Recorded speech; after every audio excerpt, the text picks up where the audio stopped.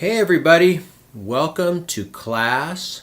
This is HROD 500, Human Resources Development. So you might want to check and make sure you're in the right class. You know, it's always embarrassing when you come in and you're like, oh, I'm in the wrong class, and you have to sneak out, out of the back door and hope nobody notices you. Anyhow, just kidding with you. Welcome to my class. This is going to be a great class. I know some of you are new to the program, perhaps, or this is early on in the program for you, and I just want to welcome you to the University, Azusa Pacific. My name is Frank Markow. I will be your professor here for the next 8 weeks, and I'll help you have a smooth introduction to not only the school, but to the wonderful, wonderful topics that you're going to be introduced to while you're here at the university. I've been teaching as a faculty member since 2011, so it's been a few years for me, and I enjoy every single class and topic, and this is going to be a great topic for you guys, human resources development, and so I'm looking forward to it. What we're going to do in this video here is I'm going to briefly introduce the class, and I'm going to walk you through the syllabus. So the syllabus really is your main roadmap to the course. So I want to make sure that you guys understand what the class is all about before you kind of launch right into the material. I think it's always a good idea to do that, right? So just a little bit about myself. As I mentioned, I've been teaching for APU for quite a while now, but I've been teaching in higher education for about 18 years now, and I do a lot of online and non-traditional work with adults, graduate students, blended hybrid courses. That's kind of my thing. So my job really is to help you connect with not just the course content, but to build a sense of connection with the other classmates, with your classmates, the other students. I guess that's the word I was looking for, and with myself as well. And so, distance education doesn't have to feel like you're out there by yourself and you're doing this on your own. If we work hard, it's going to take a little more effort, but if we work hard together, we can build our own little class community here for the next few weeks. And chances are you're going to meet a lot of these same students in your other classes as well. So it's a good time to start getting to know folks. Perhaps you're going to meet people in this class that you've already had, or you've had, in a previous class. So one of my mottos here is to remove the distance in distance education. And one of the ways we do that is by being open and participative, and come together on all the discussion boards and all the things that are required so we can get to know each other. So speaking of which, there's actually an introductory thread, and that'll be one of the first things you do in this class, is just to post a little something about yourself in that thread. And make sure you follow up and say hello to a couple of other students too. And make sure your picture is posted in your Canvas profile. We don't want to see just a little anonymous avatar that shows up, right? Make sure you complete your profile and you set your settings so that we can all see your picture. So let's remove the distance in distance education and get to know each other and have a great class. So what I want to do now is oh, by the way, you're probably wondering, well, who is this guy, Frank Markow? Well, you can read all about me in my biography. It'll give you all the details about some of the things I did in my education. But let me just say right off the bat, my heart is for you, the student, to help you understand, and not just to learn information, but to really be transformed in your thinking and your practices as a leader and a manager through the information in this class. So, as an educator, that's really my passion, is to make my classes interesting and useful, not just this kind of useful, but useful in your heart and useful in your hands. And I think with this particular class, I think it should really resonate with our Christian ethos, right? Because we're talking about people, right? What are human resources? Human resources are people. Now that's kind of the corporate tech speak for people, but let's always be aware, right, of the people element of any organization, whether it's a business or a nonprofit or whatever you have on your heart to accomplish. At the end of the day, it's a bunch of people trying to get together, and as Christians, we have the opportunity to impact and influence and motivate and inspire people, right? And so this class is a wonderful opportunity for you to learn more about people, what motivates them, inspires them, and moreover, how to help them develop and reach their potential, right? They're not just employees, they're human beings, they're people that God has created that we have the opportunity to have an influence in their lives. And so human resources development is, it's an important topic. And it kind of really masks, I think, what the essence of the topic is. It's really helping people to thrive and to grow in their organizations wherever you have. So hopefully you'll catch that vibe. The textbook might not have that Christian perspective, but we're going to do that faith integration part in the discussions board. And I'll talk more about that in just a little bit. So anyhow, if you haven't read the syllabus yet, I want you to take a few minutes now, hit pause, and take a minute and read the syllabus, and then come back, and once you've read the syllabus, we will go through it together through this video. And I'm not going to read every word, every jot and tittle on there, but I want you to be familiar with what's in there, and hopefully this video will answer some questions that you might have about the class and the assignments and those sorts of things. All right, fair enough? So hit pause. Hey, welcome back. I'm glad you read the syllabus. So now what I'm going to do is I'm going to bring it up on the screen here, and we will go through it together. You'll see at the top here the required textbooks, Human Resources Development by John Werner and Randy D. Simone. This says the 7th edition. I'm okay if you have the 6th edition. Course description. The course provides an introduction to an overview of the field of human resource development with emphasis upon its historical and philosophical foundations. Theories and concepts relevant to the field are analyzed. Special emphasis is placed on the role and functions of OD professionals within organizations and understanding the basic competencies of professional practice. So as you're going to learn pretty early on, HROD or HRD is kind of a newer emerging area in the management sciences, and it's become a profession within its own right. So you have human resources in general, and then human resources development is a specific aspect which has to do with training and helping people, performance improvement, coaching, specific skills development, management development, leadership development, all these kinds of areas within a organizational structure. So we're going to learn about the background, some of the theory. A lot of the theory intersects with organizational behavior, which is a class that I'm very familiar with as well. And organizational behavior has to do with how people behave, how they interact with each other in an organizational context. So if you've had OB before, a lot of these things are going to be familiar. If you haven't, you're going to take a lot of these concepts with you to help you understand the larger field of organizational behavior as well. You'll also see the student learning outcomes here. I won't read these all, but these are worthwhile outcomes, and we hope as a school that by the end of the class you will be able to accomplish all of these. Here's the course credit descriptions about how many hours you should be spending each week in some of these activities. The details here aren't as critical to me as perhaps maybe others. What is critical is that you put in a sufficient amount of time into this class. So the school recommends here that you put in about 22.5 hours per week per course you're in. Now, I don't know if the admissions people told you this when you signed up, but if you want to really excel at graduate level work, that's about what you should be expecting to do. So maybe you signed up thinking, oh, it's an online program, I'm going to click a couple things and it's going to be just like surfing Facebook all day and it's going to be easy and fun. I'm going to dispel that myth right now. It's not. It's going to be a lot of work.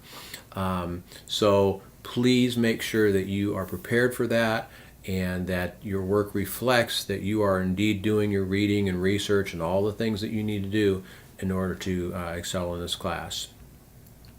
Now, I mentioned briefly before the faith integration piece. as a Christian university, this is very important to Azusa Pacific. We will strive to understand the relevant topics, theories, and applications of the same from a Christian worldview perspective. That is, instruction will include a review of relevant biblical principles in relationship to instructional design, learning objectives, and different learning styles. It's expected that students will also participate in the process of faith integration in their discussions, presentations, and written assignments. So again, the primary way we're going to do this is through the discussion threads. There's one discussion thread each week that's focused on faith integration. I think you'll enjoy that. This section here talks about the technological platform. You've probably already discovered that we're using Canvas for our class here. So it's a wonderful platform, and you'll get to know how to use it very well through the course of this class. And if you don't know how to use it, I would take advantage of some of the tools and resources that are available on your homepage. Also, IMT is a great resource for you at Azusa Pacific that can help you navigate the learning management system. All right, so what you've all been waiting for, the course requirements. What do you need to do in order to pass this class? All right, first thing is reading and class activities. All right, so there's the primary textbook. There will be some auxiliary reading from time to time, but that's your primary reading right there. And then, of course, the class activities. When we talk about class, we talk about being involved in the discussion board and the other things that are going on in Canvas. Each week there will be tests and quizzes. Well, primarily quizzes in this class.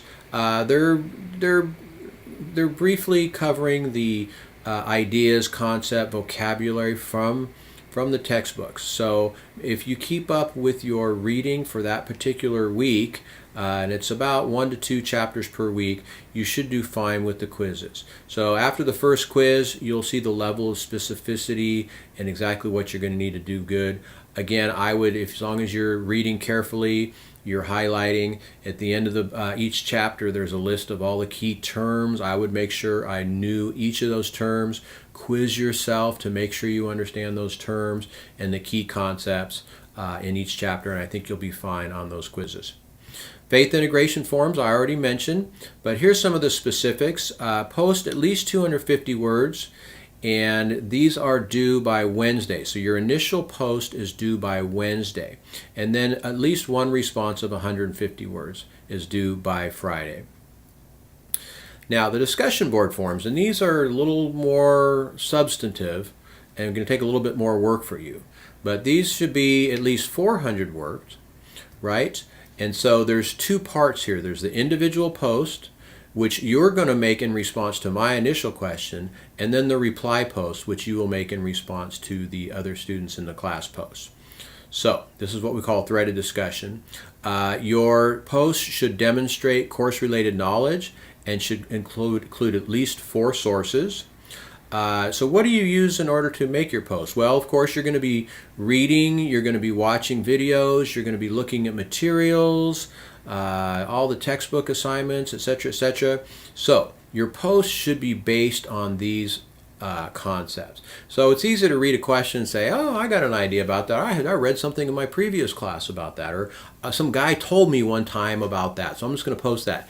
And you can't do that in this class, right? This is graduate level work. So every post you make should demonstrate graduate level thinking and understanding of these concepts, okay? So it's not just opinion sharing. Now, once in a while we want your opinion. We, of course, want you to apply and analyze and compare ideas, but that shouldn't be the basis of your post, right? That should always be secondary. So your first primary objective is to demonstrate comprehensive knowledge of the content of the course itself. Then you can move on to application and opinion and comparison and all those other sorts of things. All right. So please take this seriously. I like to engage in the discussion forums. I may not respond to every post you make, but I like to get in there and see what's going on, and I'll respond as appropriate. Consider my role in the discussion board here as the teacher's walking around the classroom. Say you're sitting and you're talking with 2 or 3 students and you guys have a conversation. I'll kind of sit and listen and say, well, what about this? I'll kind of, throw in some things, or maybe you can ask me a specific question. That's kind of the role of the discussion board in an online course, right? So I'm not going to answer every question or respond to everything, but I'll just kind of be making sure it's going on well and get in there, respond as appropriately, kind of model the kind of critical thinking that I think is important. And again, in your responses now, it's tempting to just say, "Oh, that was so good, man. You're the man. I really appreciate what you said." We want substantive, critical responses to one another in this class. So, don't let anything slide. Again, don't be a critic, for critical sake, but try to find something in the student's initial post that you can reply to, something that's interesting or something you want them to tease out, something you think maybe they should think more about, or maybe there's another angle that you read about that they didn't think about, right? So again, this kind of iron sharpening iron idea where you're going to help each other think more deeply. So encourage each other by all means, but make sure you help each other to think a little deeper, apply a little more to things, all right? So that's kind of your job when you're responding to one another. In addition to these, there will be the case studies and exercises. There's a couple of each in this course. The case studies fall at the beginning of each of the chapters, and some of the chapters will be asking you to do the brief case studies.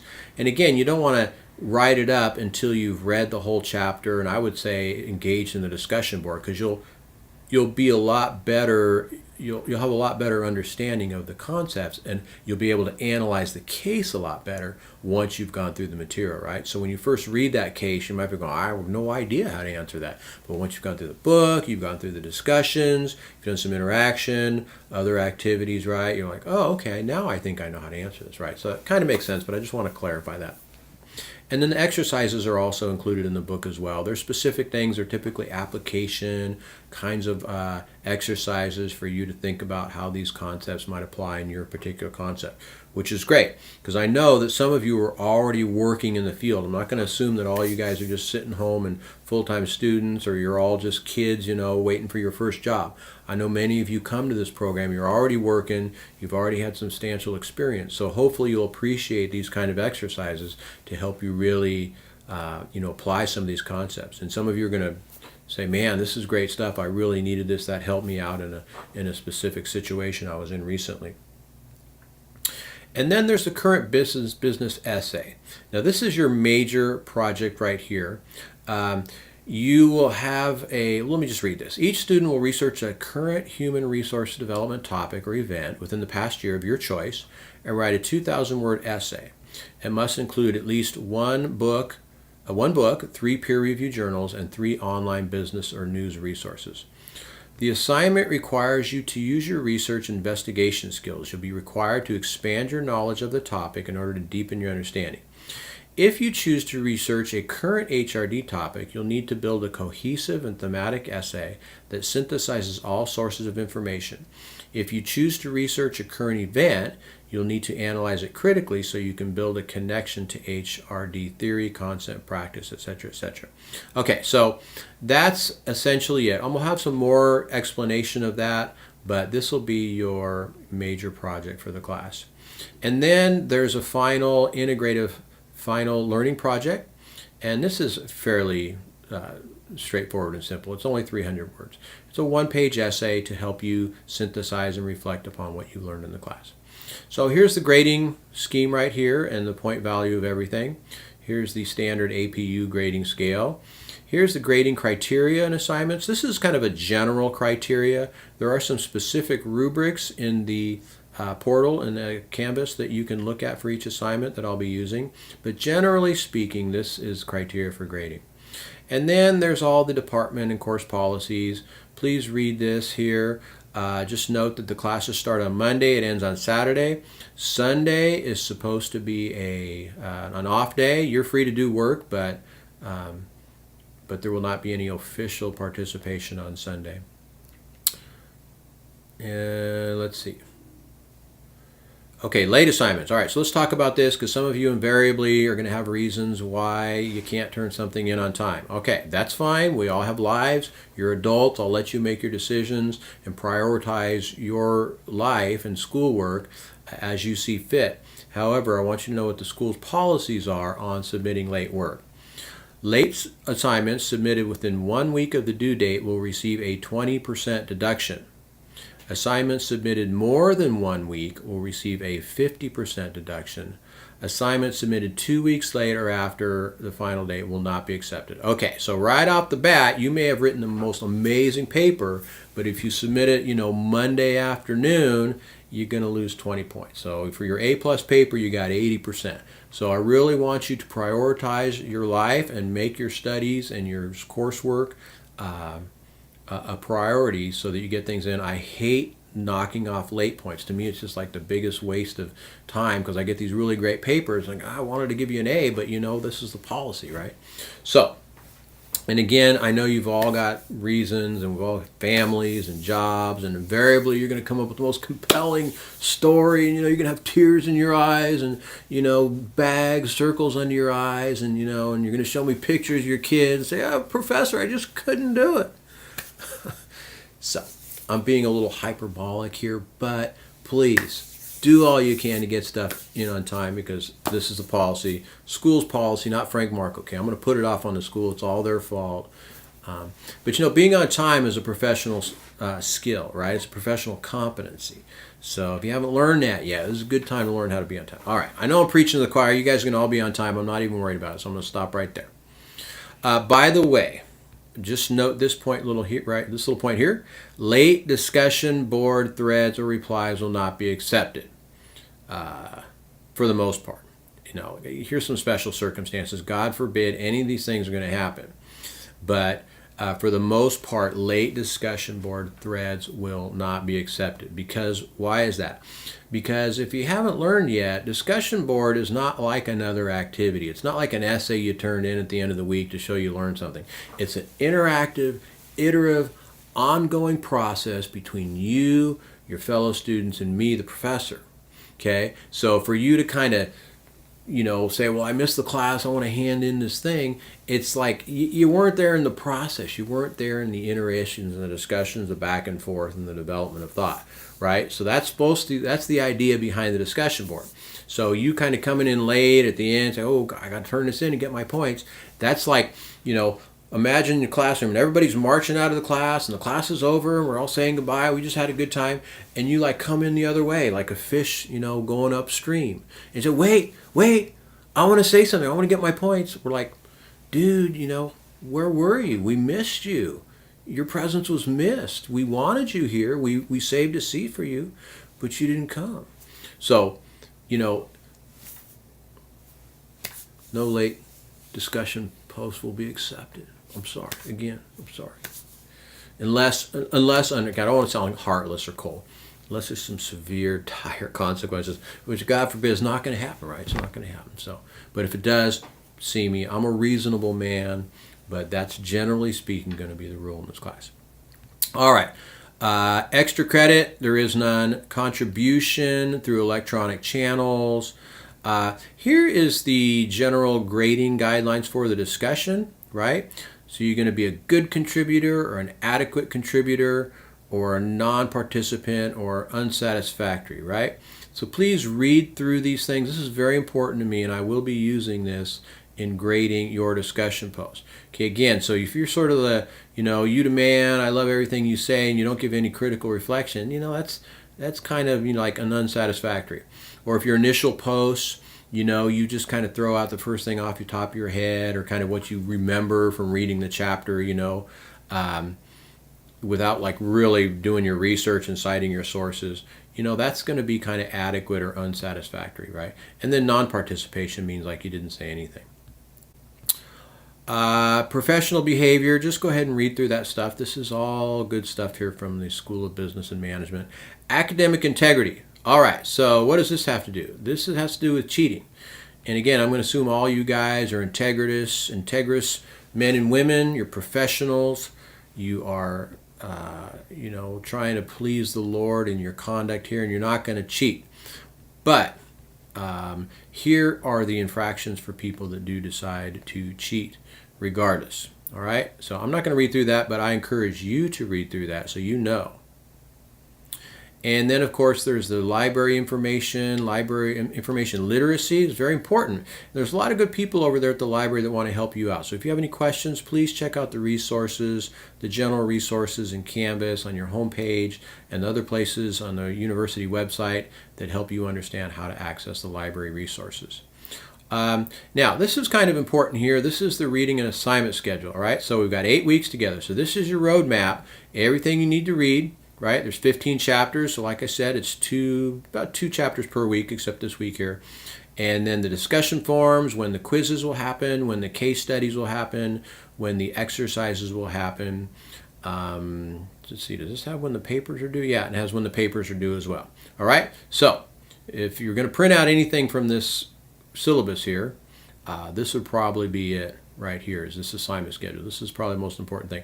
And our Canvas online course is going to map this out. It's going to mirror this pretty good. All right, so if you find any discrepancies, let me know. But for the most part, it should map out to this very well. And, ooh, how do you like that? That's about it. So, how do you like that? This is going to be a good class. I'm excited about it. Again, this should be a topic that's near and dear to our hearts as Christian men and women, right? It's not like finance, or strategy. It's all kind of abstract and, smoke and mirrors, numbers. It's about people. It's about interacting, relating with, motivating, encouraging, developing people and organizations so that the people can thrive and the business and the organization can thrive. Because again, this is one of my, maxioms of life as a scholar and teacher in this area, is that at the end of the day, you take away the titles and the desks and the power corners and the policy manuals and the strategy and the divisions and all those kinds of things. And what do you have at the end of the day? Any business, any organization. What have you got? That's right, you've got people, right? People trying to work together and get along. So, my presupposition is true that an organization is people, right? One of the most valuable things we can do is invest in those people and train them and develop them and help them. Because it's not the policy that's going to make an excellent organization, it's the people, right? So as managers and leaders, that should always be paramount. So this is such an important class for you to understand, right? Understand what motivates, encourages, and then how to train people, how to develop them, how to assess the needs, right? How to evaluate whether or not your training program is effective. What's your return on investment, right? How do I structure my training department? All these kinds of things. How do I train managers differently from other people? So there's all these topics that are important for you as a professional to understand, and it's going to carry you a long way in your vocation, all right? So, blessings to all of you. It's good to meet you. And again, I'm here for you for 8 weeks, right? You've got my phone number. You've got my email address. You can even text me if you want, right? I'm cool like that, right? So if you want to access me, please feel free. Don't say, oh, he's busy, he's doing this and that, he's a professor. Pshaw. I'm never too busy for my students. You have complete access to me for 8 weeks, right? And then the day the class is over, that's it. Well, I'm not going to talk to you ever again. No, I'm just kidding. But please feel free to approach me. I'm a very approachable guy. And if you need me for anything in this class, I'm here to help you. I'll do whatever I can to help you succeed. All right? So, you will hear from me periodically in this class through my stunning lectures. And I will look forward to working with all of you. And I will see you online.